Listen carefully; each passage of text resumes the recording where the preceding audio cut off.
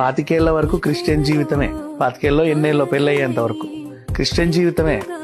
ప్రతి ఆదివారం చర్చికి వెళ్ళిన ఆవిడే, ఎన్నో యేసు పాటలు పాడిన ఆవిడే, ఎన్నో క్రిస్మస్లు చేసుకున్న ఆవిడే. సడన్ గా ఒక్కసారిగా హిందూ మతానికి మారినా కూడా చాలా మంది ఏదో మారేంలే అన్నట్టు ఉంటారే కానీ అభిషేకాలు, వ్రతాలు, నోములు గట్రా చేయరు. మెట్టు మెట్టుకి దీపాలు పెట్టుకుంటూ వెళ్ళరు. అండ్ తిరుమల కొండ ఎక్కడం మామూలు విషయం అనుకున్నావా? ఒక క్రిస్టియన్ హిందూ అయిన తర్వాత తిరుమల కొండ ఎక్కడం మామూలు విషయం కాదు. మామూలు హిందువులే ఎక్కి జావరు. నేనే ఎక్కను. ఫర్ ఎగ్జాంపుల్ ఒక్కసారి ఎక్కినందుకే నాకు తలప్రాణం తోక్కొచ్చింది.